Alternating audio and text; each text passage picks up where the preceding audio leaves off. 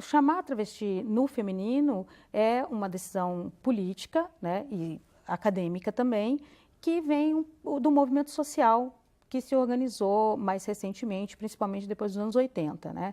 Porque o que vai se considerar é que o gênero, né, como construção social, como aquilo que você vive no cotidiano, como a maneira que você se apresenta, que você lida com as pessoas, como você estabelece suas relações, é que vai ser importante e definidor mesmo de quem você é, e não a sua genitália, né? Essa dimensão mais biológica, mais natural, levando em conta que nós somos seres sociais. Então, por isso que usa-se o termo orientação sexual, não seria uma escolha, não seria uma opção. Isso. Até porque a gente não tem opção, né? Ninguém te deu uma opção.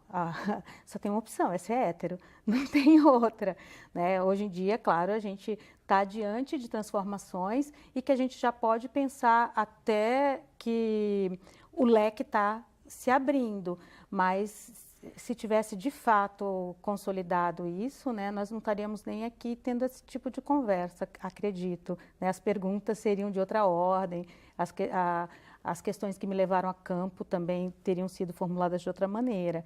Então, e a questão da transexualidade, como ela tem essa marca, né, medicalizada, do saber médico, ela está muito associada a uma incompatibilidade entre corpo e psique, né? Então você teria uma discordância muito grave e que não seria resolvido, por exemplo, com terapias, a não ser com intervenção cirúrgica. Hoje, o próprio movimento de transexuais no Brasil luta um pouco para que a pessoa possa se reconhecer como transexual sem ter que fazer a operação de adequação da genitália, né?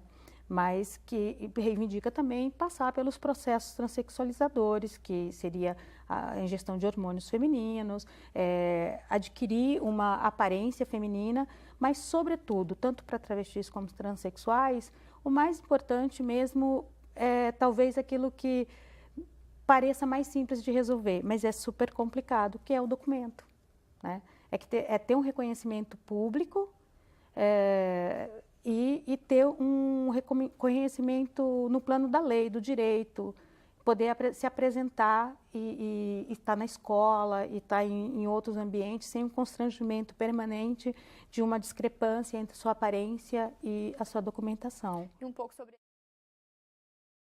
situação presente na realidade de muitos brasileiros que passam por dificuldades de aceitação tanto na sociedade quanto na própria família. Juliana e Bruna estão juntas há 10 meses e nesse tempo conseguiram superar vários problemas como a discriminação. Juliana conta que teve dificuldade em se assumir para mãe aos 16 anos. Eu não aceitava que ela agisse com tanta homofobia comigo e ela não gostava que eu agisse com tanta naturalidade em relação a esse tema com ela. Já Bruna, embora tenha uma mãe lésbica, teve problemas para aceitar a homossexualidade fora de casa. Ela chegou a ser agredida na rua, o que a deixou com alguns traumas. A primeira namorada, inclusive, que eu andei de mãos dadas na rua foi a Juliana, né? Parece que foi tudo muito mais tranquilo pelo fato da minha família ter aceitado mais cedo. Mas por essa aparência que eu tenho, isso dificulta muito, né? Professora, falávamos um pouco desse reconhecimento. Por que é tão difícil hoje uma pessoa dizer que ela não é hétero? Bom, é difícil você se colocar num lugar de estigma, né? Num lugar de abjeção. A gente quer ser aceito, a gente quer... por mais que nós tenhamos, às vezes, muitas rejeições às normas ou problemas com algumas regras, né, e com algumas questões determinantes sociais, a gente não quer ser preterido, a gente não quer ser excluído e muito menos a gente quer correr riscos, né, e às vezes riscos de vida quando a questão passa pela orientação sexual e que não seja heterossexual. Os riscos estão postos. desde muito cedo, você aprende uma gramática de gênero, né? Você aprende o que é de menino, o que é de menina. E a inadequação, vamos dizer assim, né? Quando você, por exemplo, manifesta como criança que você é uma menina, mas você quer brincar de bola ou quer brincar de carrinho, você vai aprender pela negativa que aquilo não é uma coisa bacana, né? E assim, você vai aprendendo também que essas leis, né, elas são bastante punitivas, que sem ele dizer nada, ele já está sofrendo aquele tipo de agressão, que pode ser desde a agressão física, sexual, até o escárnio, a risada, a exclusão. Ninguém quer fazer grupo com você, né? Ninguém te respeita.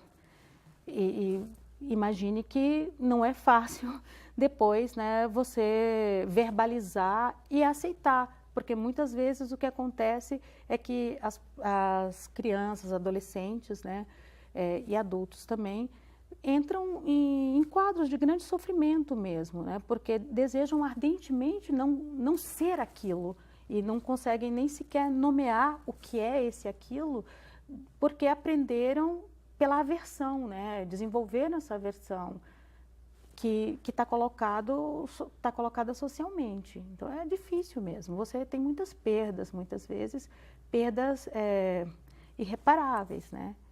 Família, e a quem caberia, de repente, professora, ajudar essas pessoas a assumirem essa orientação sexual? Eu acho que não cabe a gente ajudar, porque senão a gente toma como numa posição vitimizadora. Eu acho que vitimizar é sempre tirar do sujeito a capacidade dele agir, elaborar, fazer seus enfrentamentos, né? Eu acho que o que cabe é a gente questionar as normas, as regras, né? As convenções sociais que determinaram que alguns comportamentos que são ligados ao afeto, à sexualidade, ao comportamento, são anormais e outros não.